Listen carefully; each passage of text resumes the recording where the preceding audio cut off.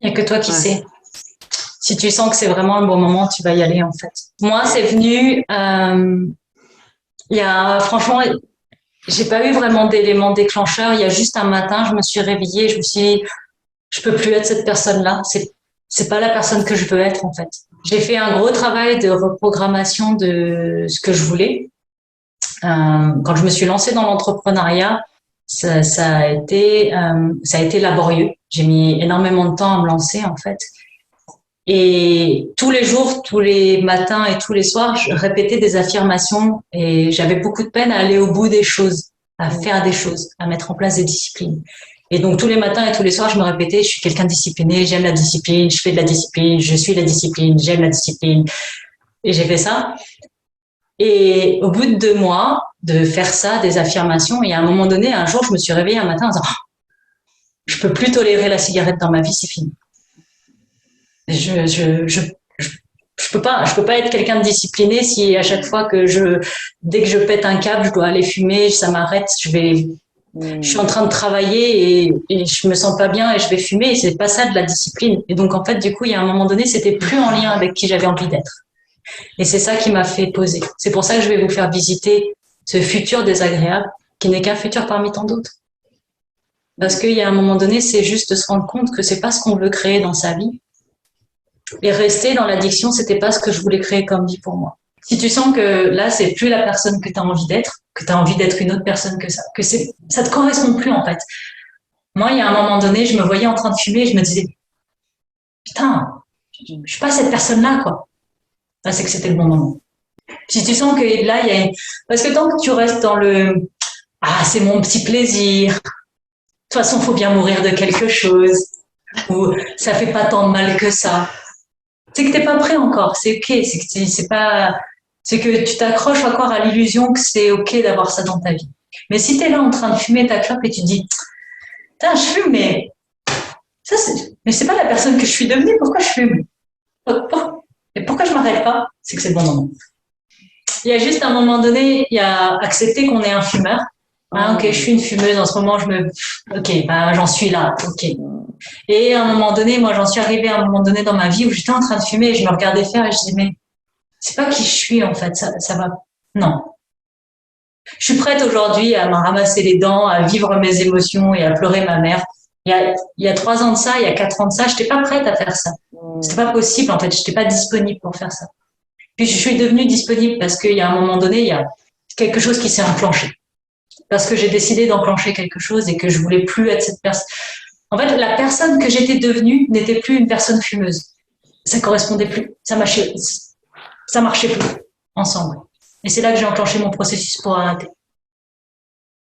Là, l'addiction, souvent, ce qu'il y a, c'est que, alors déjà dans les liens de flammes jumelles, ce que j'ai pu voir, c'est que s'il y a un des jumeaux qui est addict, en règle générale, l'autre l'est aussi par effet de miroir. Donc ça, c'est quelque chose à voir. Et le fait de décrocher de l'addiction d'un côté, ça permet en fait de revenir c'est quoi? C'est refaire face à sa réalité telle qu'elle est et se recentrer sur soi. C'est assez désagréable émotionnellement.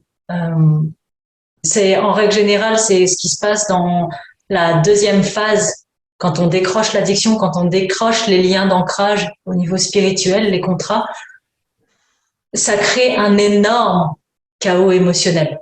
Genre ça part en couille. C'est chaud et c'est dur à vivre en fait.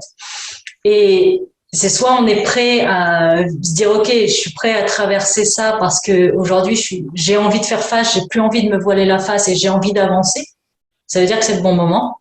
Mais si on sent que je suis pas prêt, je vais pas avoir les moyens, je me sens pas dans les ressources, c'est que c'est peut-être pas le bon moment et c'est ok en fait. C'est juste pas le bon moment maintenant. Et là, il faut se reconnecter à vous, vos propres ressources. Quand on va connecter avec l'épée et qu'on reprend cette puissance-là à l'intérieur de nous, si on arrive à la sentir et en se disant ah ouais, c'est bon, là je suis prête, c'est que c'est le bon moment. Si cette énergie-là, elle n'arrive pas à s'intégrer, on n'arrive pas à la sentir, on n'y croit pas, c'est peut-être qu'il y a encore du travail de thérapie à faire, de guérison parce que décrocher une addiction, c'est comme si on voulait on enlève le couvercle de la cocotte minute. Et donc, tout ce qu'on a mis dessous pendant des années, pendant des mois, ça va ressortir. Ça veut dire qu'il faut être prêt à travailler ça. Bon, on le traverse ensemble. Moi, mes clients, aujourd'hui, on traverse ce chaos émotionnel-là ensemble. Mais il n'y a personne d'autre que vous-même qui vous connaissez, en fait, de savoir où est-ce que vous en êtes aujourd'hui dans vos ressources psychologiques et émotionnelles. Je traite l'addiction primaire. S'il y a une addiction au tabac, je vais traiter l'addiction au tabac. Parce que, en fait, les addictions, elles viennent par couche. Et quand il y en a une de surface, elle nous empêche d'accéder aux autres. Là, la dernière fois, par exemple, j'ai traité une double addiction. J'avais quelqu'un qui avait un problème de sucre et de sexe. Et en traitant l'addiction au sucre qui était plus présente, ça a fait refluer l'addiction au sexe. J'en ai eu une autre où elle avait une addiction aux écrans et au sucre. Et en traitant l'addiction aux écrans, ça a fait refluer l'addiction au sucre. Parce qu'on traite le mécanisme addictif. Et le fait d'enlever une couche, ça permet d'accéder à celle de dessous. Moi, mes premières addictions, quand j'étais dans le comportement de l'automutilation, je pouvais pas m'occuper de la cigarette à ce moment-là. Il fallait d'abord que je m'occupe de l'addiction en automutilation. Et après, quand j'ai eu l'alcool et que je me rappelle, moi, je collais de la cocaïne sur mes clopes, tu vois. Quand j'avais ça, j'ai dû d'abord traiter ce qui était plus gros et plus handicapant pour moi avant de traiter. Et en fait, à chaque fois, on passe une nouvelle couche. Moi, ce que j'entends là, et ce que j'ai pu vivre, par exemple, avec la nourriture, c'est, tu sais, quand tu fais une cure de pas de sucre, et j'arrive à me gérer, genre pendant 3 mois, je mange pas de sucre et ça va bien. Et puis après, je recommence. Et c'est comme si c'est parce que j'ai pas embrassé la nouvelle identité qui est dans le pas de sucre. Il y a une identité qui est ancrée là. Et le fait d'aller chercher une nouvelle identité, ça veut dire qu'on est prêt à changer qui on veut vraiment être. Moi, quand j'ai lâché la cigarette, je suis passée de fumeuse à non fumeuse. Et aujourd'hui, on rigole avec ça. J'ai des paquets de clopes chez moi, j'ai de la weed chez moi, et j'y touche pas parce que je suis une non fumeuse. Et pourtant, c'est là. Mais j'y touche pas parce que je suis non fumeuse. Donc, j'ai embrassé une toute nouvelle identité. Ça fait 3 ans que je fume plus et que je me suis pas dit, tiens, j'ai arrêté, c'est bon, maintenant je peux recommencer. Parce que c'est plus moi, en fait. Ça me nourrit plus, ça. Et ça va nous demander une énorme vigilance parce que junkie un jour, junkie toujours. Et donc, on a cette capacité à retomber dans un mécanisme addictif. De temps en temps, je me surprends, vu que j'ai arrêté la clope, je bouffe des biscuits, genre, j'arrive à faire des déplacements du mécanisme addictif. Et donc, ça me demande une vigilance permanente à me dire, ah, mais est-ce que t'es pas dans un mécanisme de fuite, là, Eloi? Non, là, ça va. Ah, là, t'es dans un mécanisme de fuite. OK. On va faire face à cette fuite-là. Pourquoi est-ce que j'étais en train de fuir? Qu'est-ce qui est en train de se passer? La difficulté de l'addiction, c'est que ça nous coupe à l'intensité. C'est qu'en fait, à chaque fois qu'on vit de l'intensité, on utilise l'addiction pour tuer l'intensité. Et le problème du lien flamme jumelle, c'est qu'il est extrêmement intense. Et donc, du coup, tant qu'on maintient l'addiction, on se coupe de ce lien, de cette intensité de lien. Ce qui fait que couper l'addiction, apprendre à gérer l'intensité, fait que derrière, on peut s'ouvrir à l'intensité de ce lien.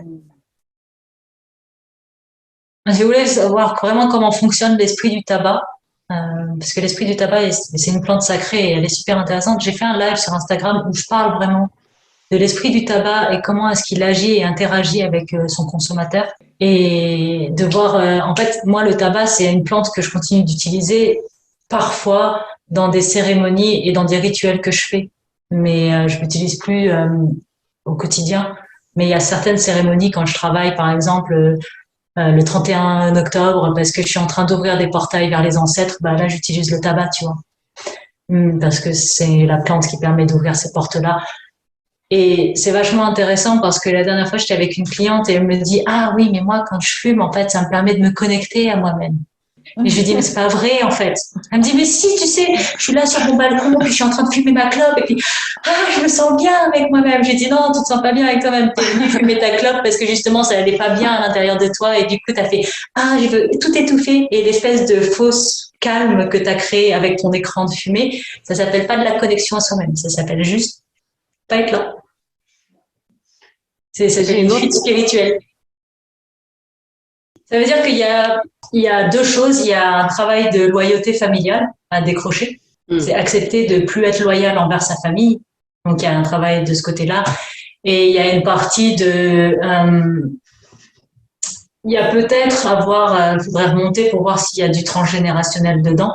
Mais en règle générale, la première chose à faire, c'est la loyauté familiale à décrocher. Moi, quand j'ai arrêté de boire, ma famille, ils sont toujours en train de boire des coups et c'est pas normal de pas boire. Et le jour où je suis arrivée, j'ai dit j'arrête de boire et ils me regardaient comme ça en disant mais si, il faut quand même que quand même, c'est le nouvel an, on va boire une coupe de champagne. Non, mais je bois pas. En fait. Oui, mais c'est pas possible. Enfin, c'est des bons français, tu vois. L'apéro, c'est sacré, quoi. Dans la prophétie des Andes de James Redfield, il parle du système au niveau entre les parents et les enfants, où les enfants sont venus pour réconcilier les incohérences de leurs parents. Quand on est sur le chemin alchimique, on dit que notre but, c'est de devenir transparent pour laisser passer la lumière.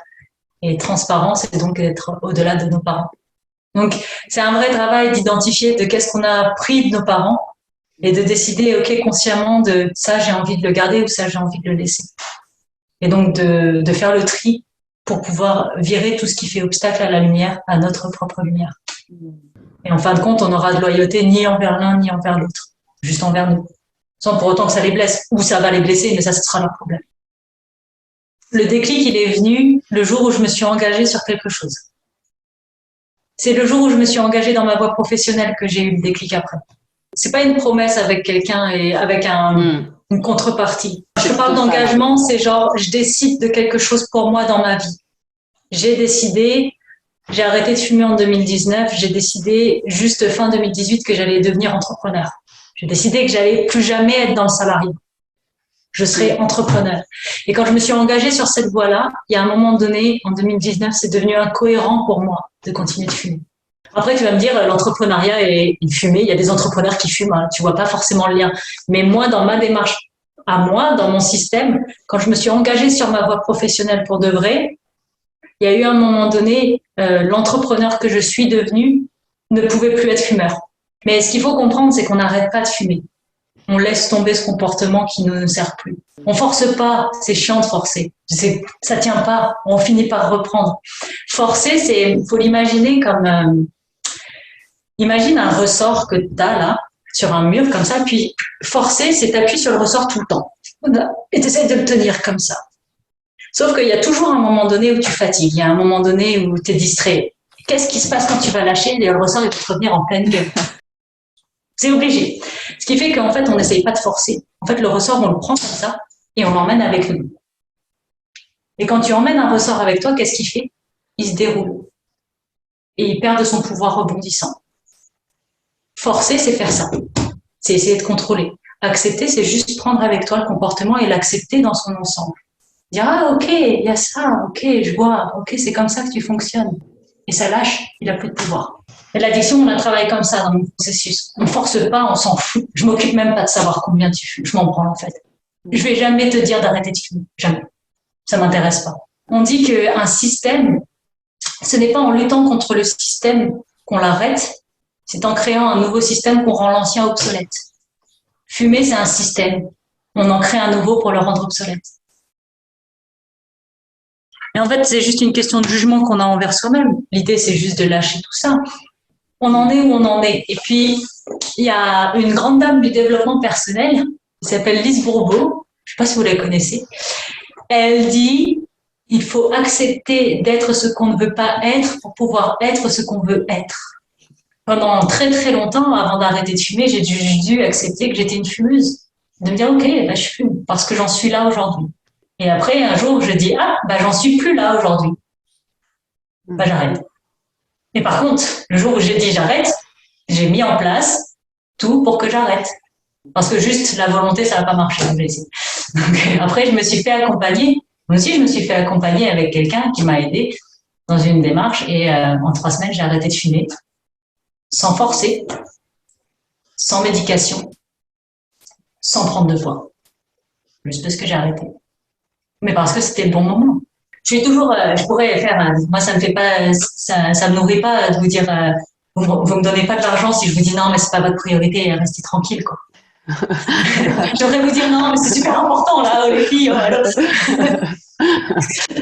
Mais en vrai, non, il y a des fois c'est juste pas le moment. Et en fait ce qui est cool, ça veut dire quoi? Ça veut dire que si c'est pas le moment de vous arrêter de fumer, continuez de fumer. Mais occupez-vous de ce qui est vraiment important maintenant. Engagez-vous sur ce qui est vraiment important maintenant. Et quand vous serez engagé là-dessus, sur ce qui est vraiment important maintenant, ça, quand ce sera fait, il y aura l'espace pour arrêter de fumer. Mais arrêtez de vous prendre la tête pour l'instant. Fumez vos clopes, fumez vos joints, tranquille. L'addiction, ça touche toujours la gorge. Faut parler, en fait, faut dire les choses. C'est à dire. S'il y a des choses à dire, faut les dire. Il y a un énorme lien dans le système des chakras. On a 7 chakras et ils fonctionnent par paire. Sauf celui qui est au milieu parce qu'il est double et il fonctionne avec lui-même. Ok? Donc on a 7 chakras, ils fonctionnent par paire. Le chakra racine, il fonctionne avec le chakra couronne.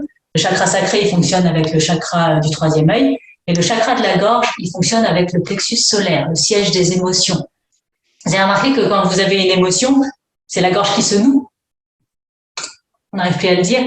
Donc, si j'ai un conseil aujourd'hui, si vous voulez faire refluer vos émotions et refluer vos addictions, il faut dire ce qu'il y a à dire. Peut-être que c'est crier, peut-être que c'est chanter, peut-être que c'est parler. Votre média, votre choix. Mais verbaliser avec l'oralité. C'est pas la vibration qu'il y a ici, elle est absolument nécessaire. Parce que ne serait-ce que parce que ça crée une boucle rétrocognitive, le fait de s'entendre parler et de se l'entendre dire, ça permet de valider ce qu'on est en train de vivre. C'est important de oser parler. Prendre ton téléphone, dire putain, ça me casse les couilles, il y a ça, et mon jumeau, il m'a fait ça, et c'est vraiment un gros con, et là, ça me saoule, et puis là, j'ai envie de tout claquer, et dégueuler pendant 1 heure tout ce qu'on a sur le cœur, c'est parfait. Ça va déjà faire du bien. Beaucoup plus que si t'écris.